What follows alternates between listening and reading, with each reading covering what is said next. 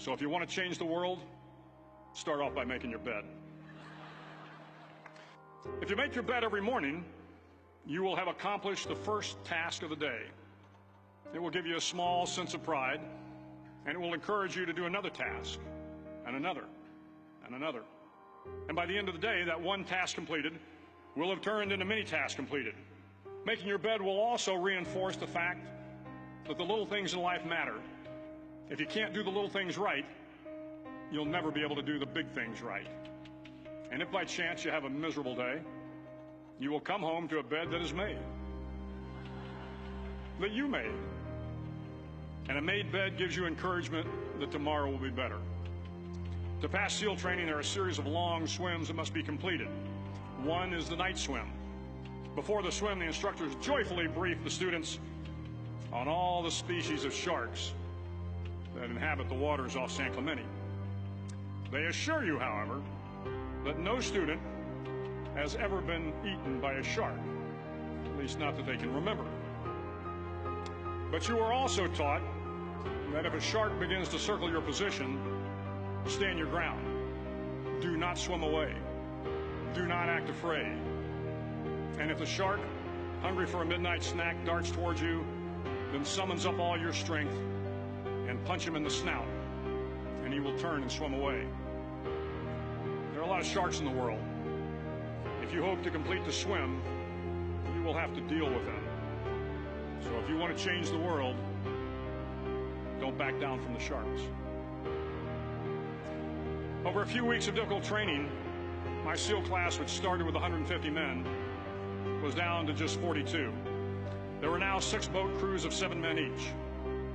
I was in the boat with the tall guys, but the best boat crew we had was made up of the little guys, the Munchkin crew, we called them.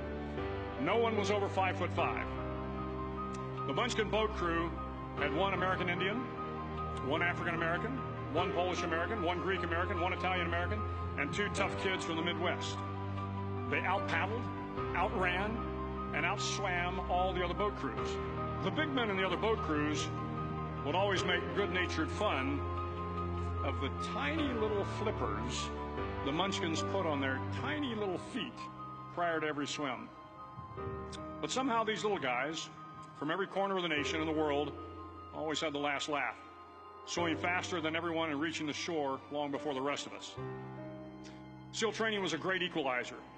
Nothing mattered but your will to succeed, not your color, not your ethnic background, not your education, not your social status. If you want to change the world, measure a person by the size of their heart, not by the size of their flippers. The 9th week of training is referred to as Hell Week. It is 6 days of no sleep, constant physical and mental harassment, and 1 special day at the Mud Flats. The Mud Flats are an area between San Diego and Tijuana where the water runs off and creates the Tijuana Sloughs, a swampy patch of terrain where the mud will engulf you.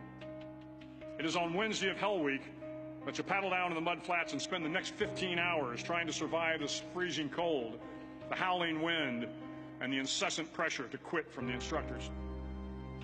As the sun began to set that Wednesday evening, my training class, having committed some egregious infraction of the rules, was ordered into the mud. The mud consumed each man till there was nothing visible but our heads. The instructors told us we could leave the mud if only 5 men would quit.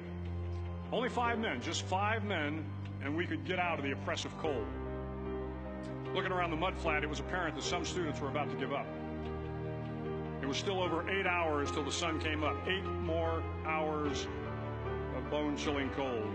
The chattering teeth and the shivering moans of the trainees were so loud, it was hard to hear anything.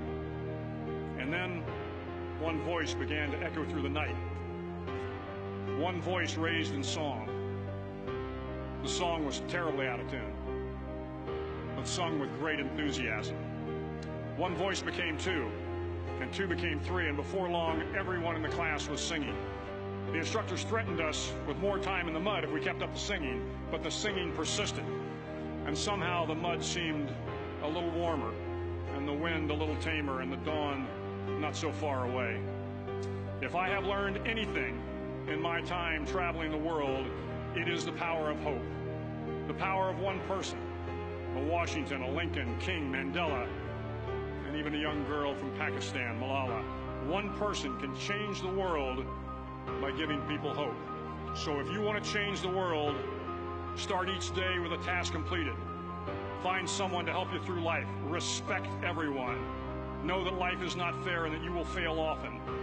But if you take some risks, step up when the times are the toughest, face down the bullies, lift up the downtrodden, and never, ever give up. If you do these things, the next generation and the generations that follow will live in a world far better than the one we have today. And what started here will indeed have changed the world for the better.